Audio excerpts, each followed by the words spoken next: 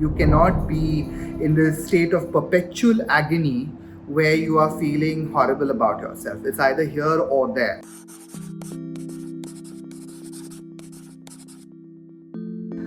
As I was 17 going on 18, I mean, I was in the 12th standard wanting to become a doctor and pursue medicine. And I had missed getting into medical college by a few marks. And I thought one of the reasons was obviously my sexuality, probably because, there were these doubts in my head that probably gay men don't become doctors. Do queer people become doctors or engineers or competitive, fields of sports? Because those were not the role models which were being given to us, and I think that was not kind of emboldening me to go and pursue a career, despite being competitive, being good at my work, my studies, and I think it was too much of heartbreak. And in '92.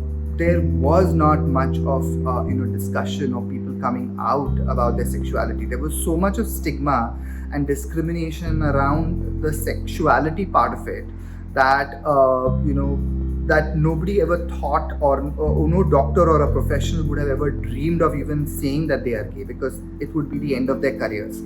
And as a result of which, I think for queer people or gay people like me who were growing up in the 90s or the 92s, in 92, it was very difficult to actually see a path for us in terms of our careers. And for me personally, I like to be an honest individual. I was not the kind of person who could hide and be cryptic and be in the closet. That was not for me. So it was a very difficult situation to deal with, and I kind of gave myself this. What can I say? It was like an ultimatum that you need to sort the situation out for yourself. You cannot be in this state of perpetual agony where you are feeling horrible about yourself. It's either here or there. Kind of move on, take the next step.